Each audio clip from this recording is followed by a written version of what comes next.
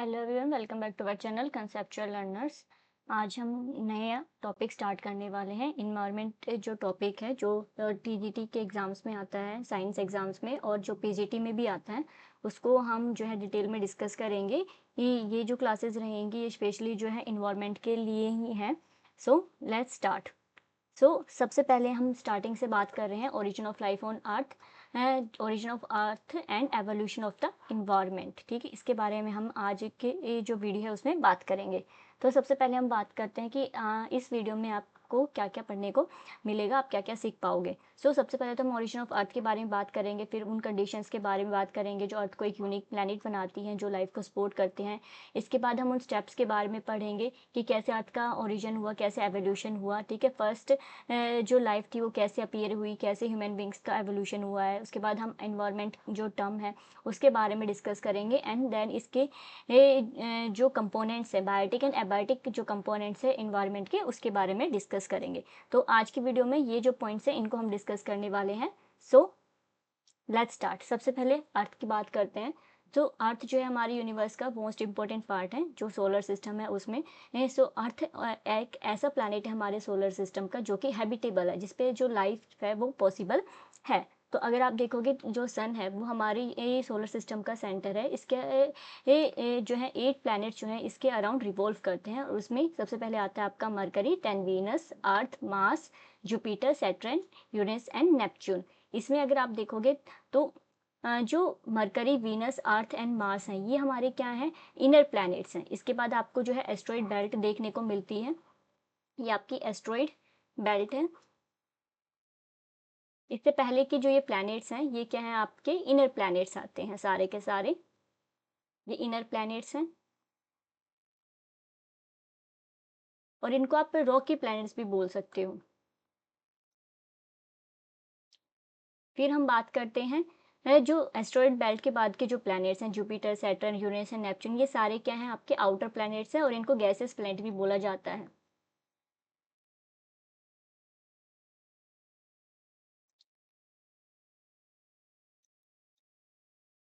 आगे बात करते हैं ओरिजिन ऑफ यूनिवर्स की एंड ओरिजिन ऑफ अर्थ की। कि सबसे पहले तो हम यूनिवर्स के ओरिजिन के बारे में बात करेंगे कि कैसे जो यूनिवर्स है उसका ओरिजिन हुआ, फिर हम अर्थ के ओरिजिन के बारे में डिस्कस करेंगे। तो जो अर्थ का जो यूनिवर्स का ओरिजिन है वो किसके ऊपर बेस्ड है, बिग बैंग थ्योरी जो है वो जो है इसको काफ़ी हद तक एक्सप्लेन करती है कि ओरिजिन ऑफ यूनिवर्स जो है वो कैसे हुआ। ठीक है, तो अप्रॉक्सीमेटली 15 to 20 बिलियन ईयर्स आगो जो है एक ह्यूज एक्सप्लोरेशन हुआ जिसको नाम दिया गया बिग बैंग। ठीक है, उसके बाद इनिशियल जो स्टेट थी, जो एक्सप्लोजन था, उसने पूरा जो स्पेस है उसको मैटर से फिल कर दिया, डस्ट एंड गैसेस की फॉर्म में।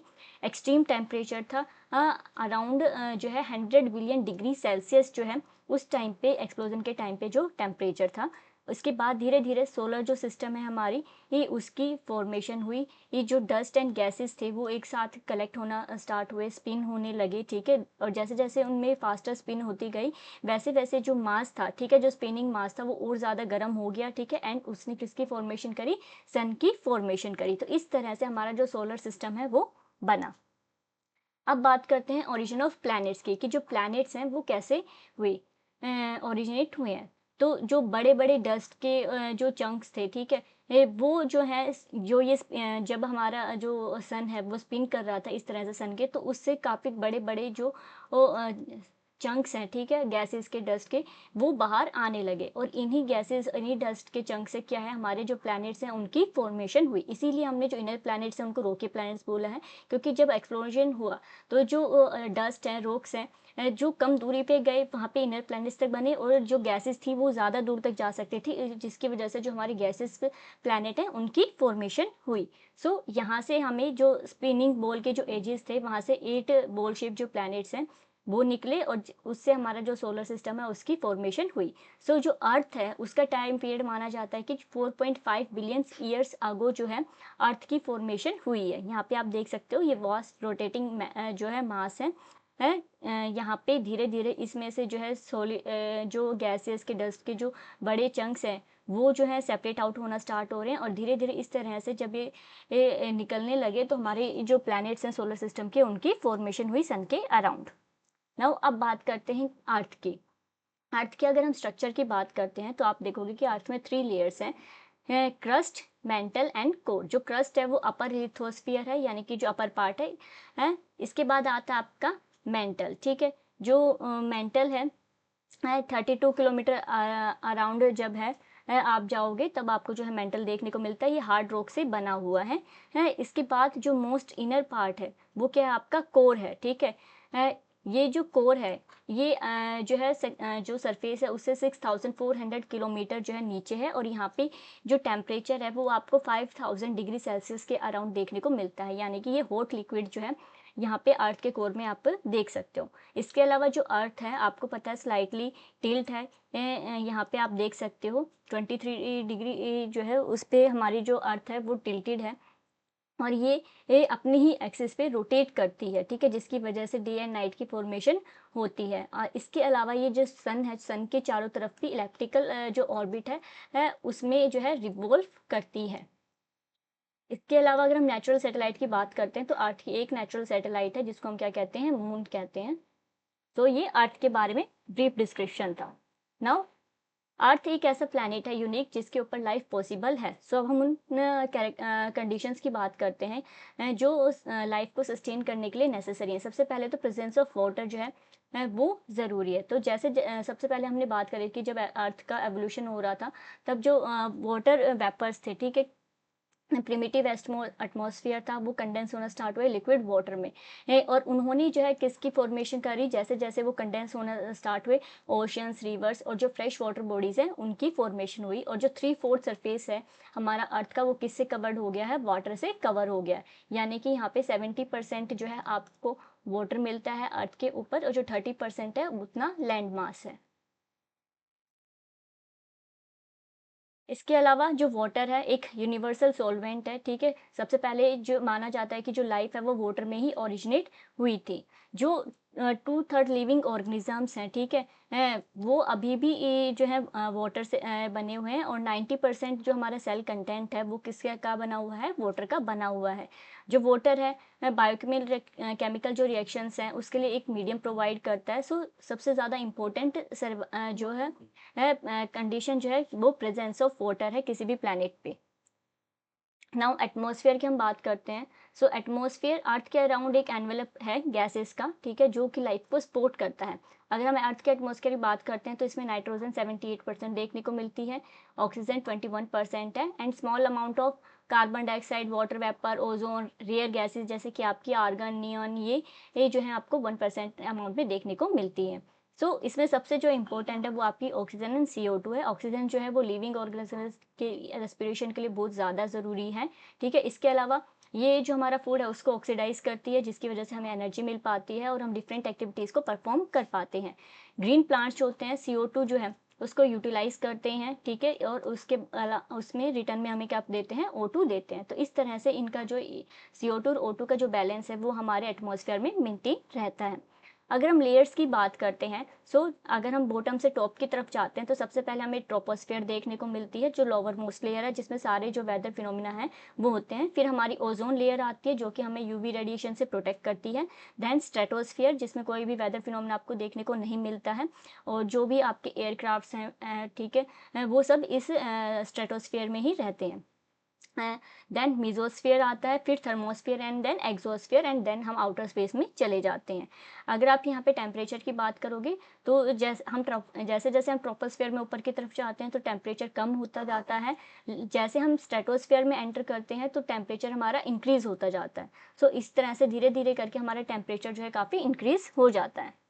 नाउ नेक्स्ट टेम्परेचर की बात करते हैं तो जो एवरेज टेम्परेचर है अर्थ का वो कितना है, हमारा 16 डिग्री सेल्सियस है। सबसे ज़्यादा कंफर्टेबल टेम्परेचर है कोई भी जो लिविंग ऑर्गेनिज्म है उसको सर्वाइव करने के लिए।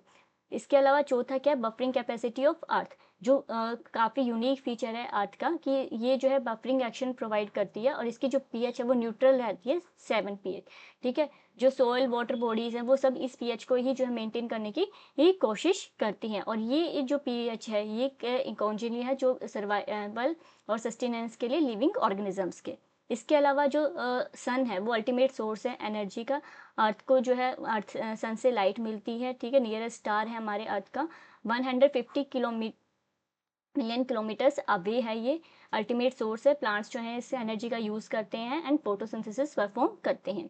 हमने अर्थ के एटमॉस्फेयर के कंपोजिशन के बारे में पढ़ा, nitrogen, oxygen, carbon dioxide, water vapours and inert gases, ये सब मिलकर अर्थ का एटमॉस्फेयर बनाते हैं। Now origin and evolution of life prior to appearance of human beings. Human beings जो है वो काफ़ी लेट अपीयर हुए हैं अर्थ पे। अगर हम अर्थ की हिस्ट्री को देखते हैं ऑरिजिन की, तो इससे पहले जो अर्थ का जो भी आप कहोगे कि एटमॉस्फेयर था वो कैसा था, इनहॉस्पिटेबल था लाइफ के लिए। वहाँ पे लाइफ जो है पॉसिबल नहीं थी। प्राइमरी आपको जो गैसेज हैं जैसे कि मिथेन हो गया, ammonia, carbon dioxide and hydrogen, ये जो गैसेज हैं ये आपको देखने को मिलती थी। और ये इन गैसेज से कैसा इन्वायरमेंट था, रिड्यूसिंग एटमॉस्फेयर जो था वो अर्थ के ऊपर प्रेजेंट था, जिसकी वजह से जो लाइफ थी वो पॉसिबल नहीं थी।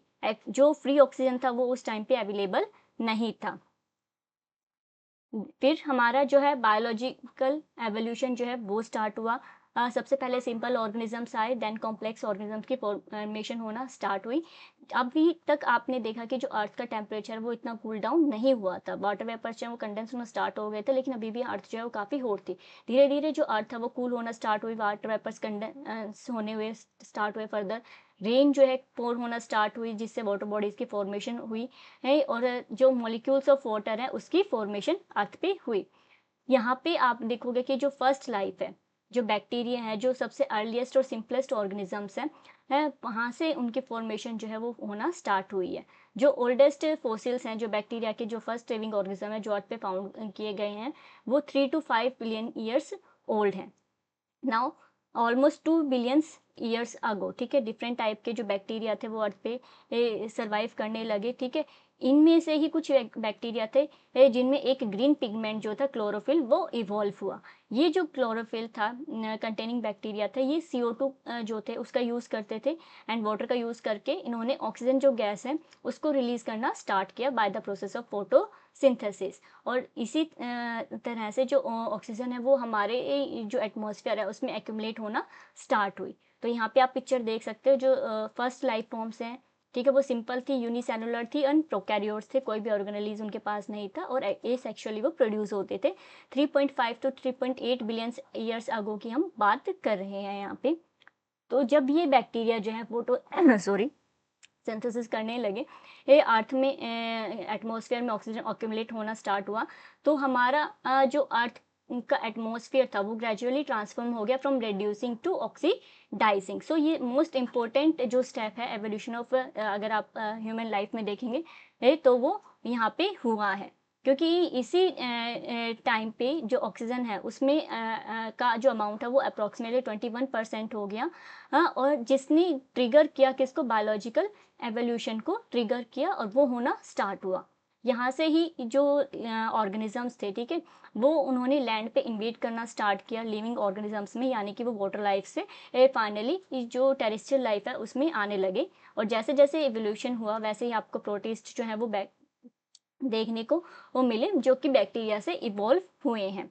इसके अलावा मल्टी सेलुलर ऑर्गेनिजम्स हैं, उनकी फॉर्मेशन होने लगी, देन फंजाई आए, प्लांट्स एंड एनिमल्स, उनकी फॉर्मेशन आपको यहाँ पे देखने को मिलती है। फाइनली जो हम 5 किंगडम्स पढ़ते हैं लाइफ के, उनको देखने को आप मिलते हैं, Monera, protista, fungi and Plantae and Animalia, ये 5 किंगडम्स हैं।